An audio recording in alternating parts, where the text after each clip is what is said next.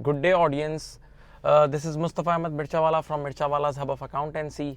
और हम ये सोच रहे हैं कि सिर्फ पाकिस्तान, श्रीलंका और इन कंट्रीज़ पे प्रेशर है जियोपॉलिटिकल मूव की वजह से, यानी यूएस प्रेशराइज कर रहा है कि आप रशिया से डील ना करें, लेकिन ये इंडिया पर भी प्रेशर है और आज की वीडियो उसी से रिलेटेड है। देखें, मैं पहले थोड़ा पस मंज़र बयान कर दूं। इंडिया जो है ना, डायमंड का एक्सपोर्ट उसका बहुत बड़ा है। यानी इंडिया का एक मेजर काम ये है कि वो डायमंड रफ डायमंड एक्सपोर्ट करता है। साउथ अफ्रीका से कर लिया, रशिया से कर लिया, बहुत सारे कंट्रीज से, फिर उसकी कटिंग पॉलिशिंग करके और फिर दुनिया में वो एक्सपोर्ट करता है। और ये इतने बड़े पैमाने पे एक्सपोर्ट करता है कि एक्सपेक्टेशन ये है कि अगले साल तक ये कुछ एक्सपोर्ट $20 बिलियन के आसपास पहुंच जाएगी। अच्छा, इस फील्ड में चाइना भी नहीं है, ये इंडिया की समझ लें कि स्पेशलाइज फील्ड है। यानी आप दुनिया में कहीं भी किसी यूएस यूके किसी भी बड़े वेस्ट के कंट्रीज़ में डायमंड के, जहाँ डायमंड सेल हो रहा हो ना, बड़ी बड़ी डायमंड शॉप पे चले जाएं तो वहाँ 80-90% प्रोडक्ट्स इंडिया से आई हुई पड़ी होती है। तो कटिंग एंड पॉलिशिंग, और ये इंडिया की बहुत बड़ी इंडस्ट्री है। और यूँ समझें कि इंडिया में एक एरिया है सूरत, गुजरात, वहाँ इसकी बहुत बड़ी इंडस्ट्री है और वहाँ रोज़ के हिसाब से मिलियंस ऑफ डॉलर्स की ट्रेडिंग होती है। बहुत ज़्यादा एम्प्लॉयमेंट इसकी वजह से इंडियंस को मिलती है। ये सब एक बड़ी इंडस्ट्री है।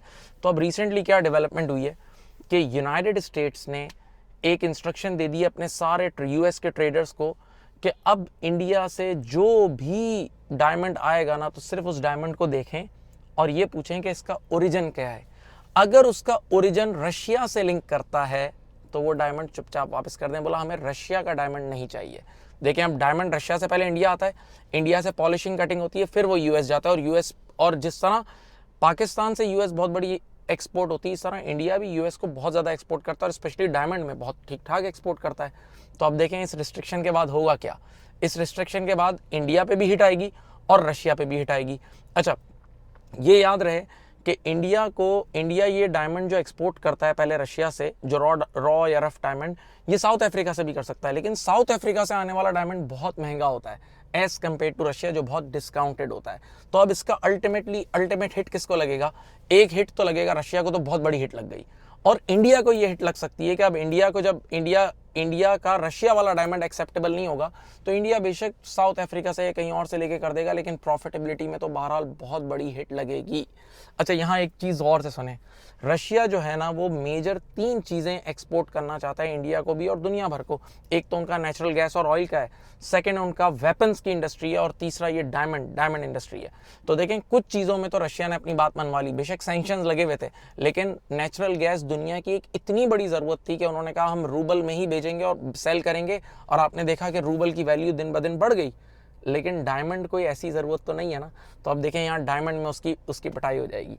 अच्छा, यहाँ अब इसमें यहाँ ये लेसन है कि जियोपॉलिटिकल में आप अगर कहते हैं ना कि मैं बहुत आज़ाद फॉरेन पॉलिसी रखूंगा, जैसे इंडिया कह रहा है काफ़ी अरसे से कि मैं आज़ाद फॉरेन पॉलिसी रखूंगा, तो ये इतना ईजी नहीं है, इसकी कॉस्ट है। और इसमें बहुत सारे कंट्रीज जद में आए हैं, पाकिस्तान भी आए बहुत सारे, और यहाँ तक कि टर्की भी आए। मैं आपको इस पर एक बड़ी ज़बरदस्त बात बता दूँ कि टर्की, रिसेंटली रशिया के पास इस वॉर में, भाई जब लड़ाई होती है तो उसमें आपका भी लॉस होता है, तो रशिया ने भी इस वॉर में, रशिया के पास भी आर्मी शॉर्ट पड़ गई है। तो अगर आप थोड़ी स्टडी करें तो रशिया किराए की आर्मी, मैं वर्ड यूज कर रहा हूँ, रेंट की आर्मी सीरिया से ला रहा था। इसको बोलते हैं मर्सनरीज। तो वो सीरिया जाता था और सीरिया से लड़के उठा के लाता था, उनको पैसे देता था। मर्सनरीज वो आर्मी होती है कि बस आप उनको पैसे देना, उनके अपनी कोई फीलिंग्स नहीं होती, वो आपकी खातिर लड़ना शुरू कर देंगे।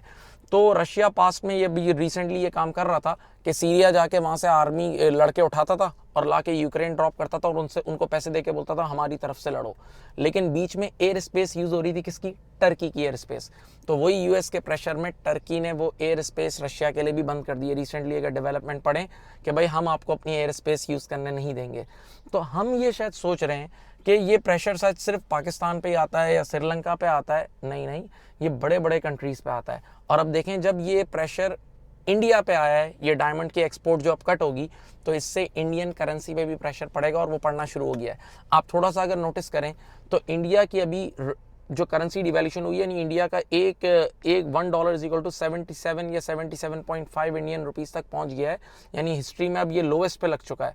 और आईएमएफ की प्रेडिक्शन ये है कि अगले कुछ सालों में इतनी डिवैल्यूशन हो जाएगी इंडियन रुपी की कि $1 is equal to 94 Indian rupees हो जाएगा।